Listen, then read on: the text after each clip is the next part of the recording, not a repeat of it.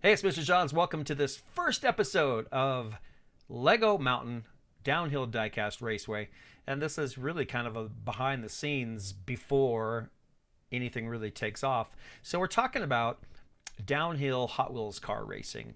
Hot Wheels cars have been part of my life for just about ever. I grew up with Hot Wheels cars in my hands, playing with them on my parents' coffee table. I distinctly remember that. And out in the sandbox, there's probably still some of my cars hiding. I know where the house is. I should grab a shovel and go ask if I can dig. But we used to flood. We used to build a whole city in the sandbox and then flood it. So some of these rare collectible Hot Wheels from the late 60s and 70s are buried in water and sand. But and then as I got older and became a teacher, I tried to always have a Hot Wheels track or multiple tracks on one of my walls in the classroom where we could test theories of what would go fastest, you know. And we would build cars out of paper and cardboard, and then eventually 3D print cars. And it was a great and motivating thing for students to come in and play with Hot Wheels cars. Super fun, and I eventually had a 4-lane track on my current classroom wall.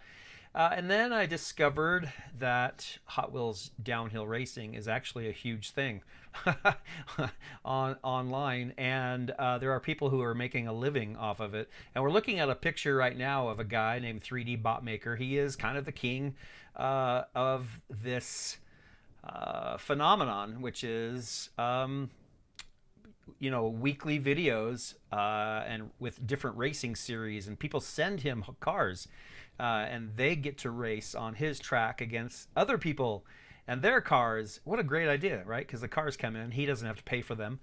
People watch because they want to see their cars race.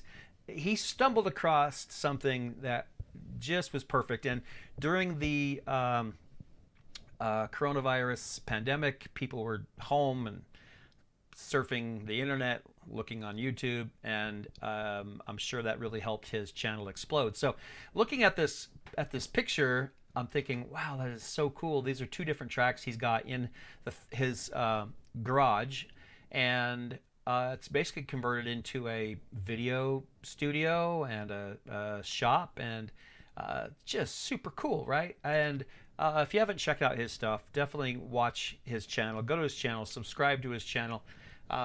Just very professionally done, very professionally, and his personality and his ability to commentate. And then when you learn there's two commentators and they just back and forth, jokingly, and they just get along great. Then you find out it's actually him. He's the only guy running the whole show, and he changes his voice, and he's great with video. He's got some training in that area. So, and as he's become more popular, he's been able to stay home and do that full time with his kids being around and all that. So I was thinking I should build a track, right? I'm a tech teacher. I can do this, and I've built model railroads all my life. I can do all that scenery. I could probably do that scenery maybe a little better in some ways. But then I thought, well, what happens at school, it'd be fun to have my students help me with the whole production. But I had my 4-lane track up for almost a whole year, and the cars got trashed. Kids throw them and they ram them into each other, and they just want big jumps and big crashes, and the track got dirtier and kind of ignored. And I just realized it's not a great place to try to do something high quality. I wish it were. I had thought about maybe even having a club during our 9th period class, which is like homeroom, and having them be the production crew. But so I decided, nope, I'm going to do it at home in my shed. So that's the plan, and I would like to show you some of the pictures that whoa, okay, let me find my pictures. Show you some of the pictures. I think I'm zoomed out, which doesn't let you go forward, which is a pain in the butt. I don't know why it does that. So here's another shot of his track I mean, the quality of his photography, the quality of his videography, and the quality of his track is unbelievable, right? I mean, this is not CGI. This is real. So he's got top-notch stuff. And here's another view, which is just cool. And if you haven't seen his videos, I mean, this looks great, but when you see the video, it's shot like a real race, and the way he does his commentary. So then we then we take a look at my attempt at a start. Now I've got this big shed in my backyard, which has been home to Lego cities, train tracks, RC airplane repair shops, RC cars, just miscellaneous, really, and never had a purpose, and it just became kind of a mess. And recently I decided this would be a great place for my RC track. So I set up, just some shelving, and I've got a 4-lane starter, so I've got 4 lanes of track, and then a corner with this is an original classic piece of 2-lane corner. So I'm having it drop, and there's a lot of physics that are involved in creating a downhill diecast raceway. I mean, there's physics, and I'm not a physics teacher. I'm a tech teacher, an engineer. I can build the shelving. But as far as figuring out speed and angles and all that stuff, it's just experimentation that's going to do it for me. So I just put the shelves up and picked an angle. And I did use an app on my phone to show me, I think I was at like 18% slope or something. But I'm like, oh, that doesn't mean anything to me. I just need to see if the cars go.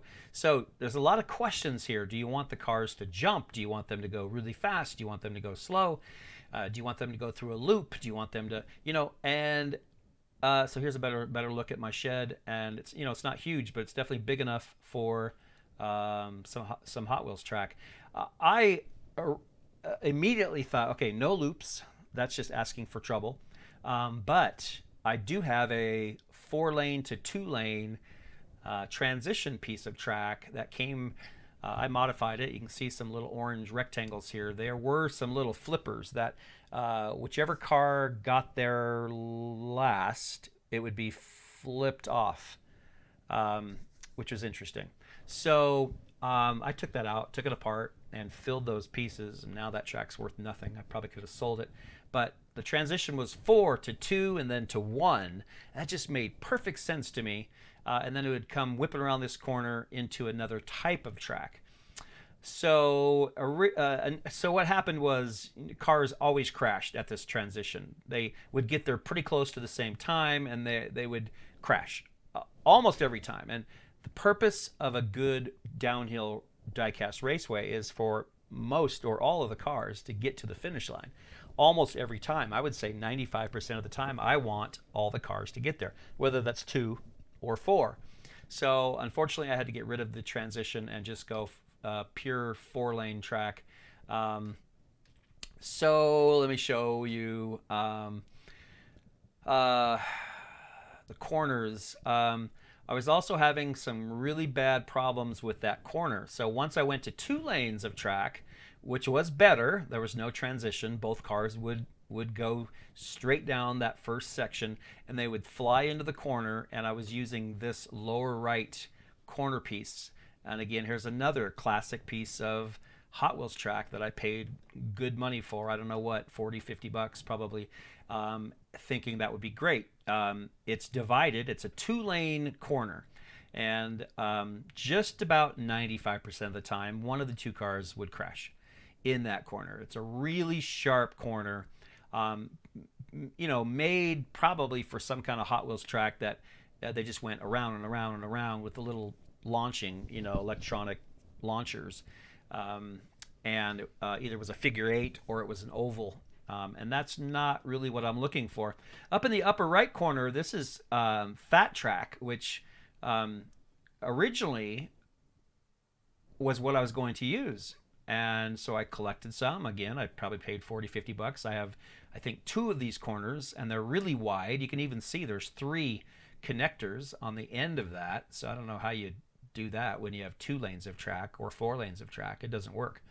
You have to do some kind of custom thing. And then in the upper left corner, this is off of 3D Botmaker's site. I discovered that he uses this track from this NASCAR Adventure Force set you can get at Walmart. And honestly, it was $30 for the whole set. And it comes with two electric NASCAR vehicles. It comes with a figure eight. Comes with billboards. It's amazing what it for $30. So less than one corner of original collectible Hot Wheels track. I got an entire set. And what 3D Botmaker was saying was that these tracks are just wide enough so there can be some bump, side to side bumping and some action, but it's not too wide like the fat track where they just spin. It's so wide that they just go out of control and spin. So I'm going to take his advice because he's the guy. He does it all the time. So I'm going to use this for all the corners below that first corner. And what you're seeing here, this bright blue, this is 3D printed. And I'll try to find the gentleman that I ordered this for. I have a 3D printer. I thought about doing this myself, but there was a guy that sells this, and it's really reasonable, and it's high quality 3D print. So I purchased this, and I just tried it this morning, and the cars go through it every time. And it's a bigger corner. I mean, look at the difference. It's about as wide as the fat track, but it's flat. It's not banked, and the cars just zoom through it. And the wall in the middle, well, and the wall on the outside, are pretty high. So it keeps the cars on the track, which I love. So, all right, so here's a look at me when I, not me, but here's a look at the track when I went from 4 lanes to 2, using a 2x4 to make sure my track is straight. The mistake that I made, and the mistake that a lot of people make, is that they want to just get going right away and they think it's going to be perfect. So I went ahead and hot glued the track down, and I had to tear it up multiple times because I wanted to make a change. So I would recommend you don't do that. And one of the questions you're going to have to ask yourself if you want to build one of these, and the question I had to ask myself, still am asking myself, do I want the orange track? It's the classic Hot Wheels bright orange track. Or if I'm going to go for something realistic like 3D Botmaker and some others, that it looks real when you zoom in and you see the car on the gray asphalt or black asphalt with trees and mountains and bushes and people, it's awesome. But if I stick with orange, it's always going to look fake, right? But I had to remind myself the whole purpose is to get two lanes of track and 2 cars all the way from the start to the finish. That's number one. So here, putting in the flat 2-lane corner, which I love, barely fit. However, I mean, I didn't think about that. So it's actually hanging over the shelf just a little bit. I decided to paint the shelving black just in case I don't do any scenery. At least it'll look nice. So here's a close-up of my 3D printed starter. Again, purchased this online too. Was thinking I could do this, but he sold this for a pretty reasonable price and it was already done. So now that I'm only using 2 lanes, I'm not sure what I'm going to do with those other 2. It's not as nice looking. Might have to cover that with something, I don't know, or just don't care about it. But basically it's got 30 or 40 feet of wire and this on-off button, on-off box. So red will reset, which will lift those little gates back up, and green will launch. And it's really, really cool. I love it. Allows you to be anywhere in the room and start the race from down below. And I put it pretty high up. I could have gone higher, but I don't want to have to be climbing, 10 feet, 15 feet just to put cars on the track. As it is, that is above my head. That's probably 8 or 9 feet up right there. So yes, I'm gonna have to climb up that ladder every time to load cars, but it gives me some pretty good gravity to play with, and then it zigzags its way down. So first corner is that blue flat 2-lane, and then it zips down back to that. Second corner is the Adventure Force corner, and the track, the flat track, is great. So high quality, love it. It has little grooves like the corners do to kind of keep the cars going straight. So at the end of that section, I decided I wasn't sure whether to go left or right, or I was tempted to fill the whole shed full of Hot Wheels, make the whole thing a huge Hot Wheels track. But I've learned my lesson, because if I have my shed just all Legos, which I have, then you don't really use it for anything else, and you only go out there when you want to play with Legos. I had a train set once. Well, you only go out there when you want to run trains or work on your train set. So I decided to kind of keep it to half of the shed, and the other half I can always do something else, or just keep it a workbench where I can work on things, which is important. So here I was thinking about having a 90-degree turn into a short flat, which leads into a 180-degree turn, and then goes down under that track, and it kind of runs into a dead end. And this is old shelving and things like that I used to have for the train layout and stuff like that. So I'm just kind of brainstorming at this point to figure out, where should the track go, what should it do. But I do. Let me go back. I do ended up thinking I'm gonna have it go ahead and go all the way and under this little tunnel here and end. That's what I was thinking. I was gonna have it go straight, but I think just curve. I could have had it end here. That was my first thought on a downhill. That's fine. Then I thought, well, I've got this much room here, so I'm going to put an extra piece of wood at an angle, a corner piece, triangle piece in the corner, and the cars will end on a flat by going through this tunnel. So I think that'll work, and I have run cars down it, and they make it all the way to the bottom every time, and that's what matters. Someone else online on a YouTube channel said that, this track is great for kids. They snap together. You can push and unsnap them pretty easily, but they're not very realistic looking. And so he recommended that you cut off the ends and modify the blue connection pieces. And so I decided to try it. So I took an inch off. I want to be consistent, so both lanes are the same length. So I took an inch off of each end. And what I did is I used my ruler, put a mark with a Sharpie, and use that razor saw right here, because it's very fine teethed, has fine teeth. The guy in the video actually recommended you go buy a circular saw or a chop saw blade that won't tear up your plastic.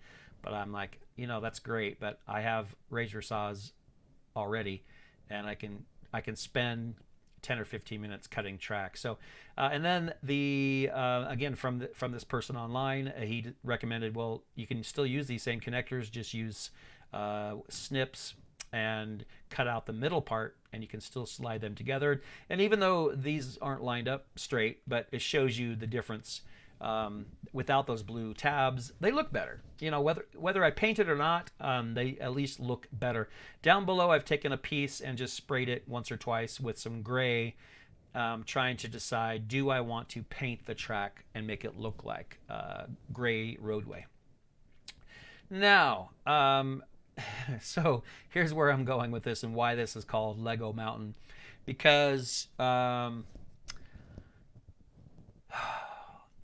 could try to mimic 3D Bot Maker and never be as good, but I could have fun with it, and use my modeling skills and my model railroad skills and make the mountains look real and all that, and that would be really fun.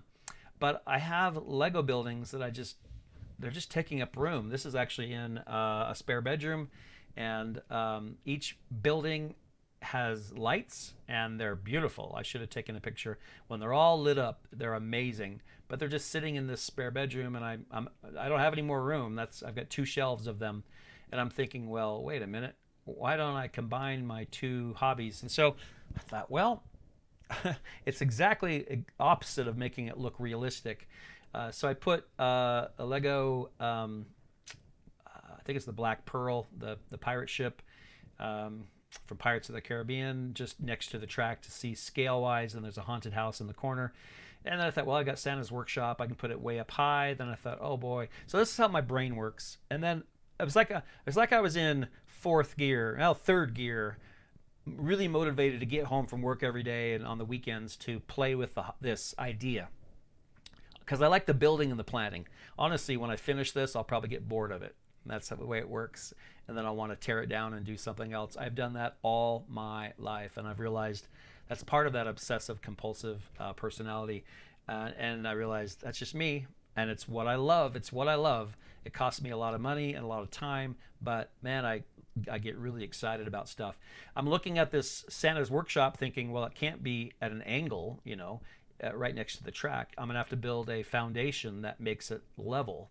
So, and it should be out of Legos, of course. And so I'm gonna have to build a little foundation to make it level, and that would look really cool. Then I thought, well, instead of mountains and trees that I was going to paint and go buy trees from the hobby shop for a train layout, I thought now I can do everything out of Legos. It's going to take a ton of Legos. But can you imagine a mountain of Legos behind that and trees made out of Legos? It just makes, I started spinning this morning in my head thinking, oh my gosh, this could be really, really cool. And it could be what sets this layout apart. I'm not going to copy 3D Bot Maker. I can give up on that. I don't want to. He is his own thing, and I'll continue watching his channel. He's amazing at what he does. If my track works and I can race cars the way I want to see which cars are the fastest and highlight some of the most beautiful Hot Wheels cars out there. But as they're zipping through my Lego city and buildings and layout, it could be something really unique. So I'm looking at the end of this track here thinking this would be a great place, great location for some Lego buildings. And so I went and grabbed a few, my Disney Castle, my Disney train station, and I have 3 or 4 Lego trains. I'm thinking, oh, I could set up Lego trains, have them look like they're coming into town. And the whole idea here is, you have to have a story. Like these Hot Wheels cars are way too way too small for Lego people, so they're not like real cars. So this Lego world, this make-believe Lego world, includes, it's kind of like Disneyland because there's a Disney castle, and there'll be a Lego city with all my buildings and cars where people live.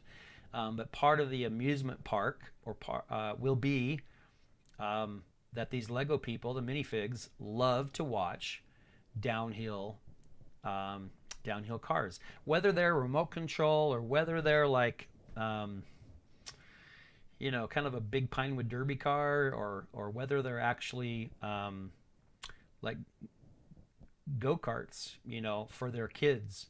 That's going to be kind of the storyline, so I can have a reason that they're meshed together.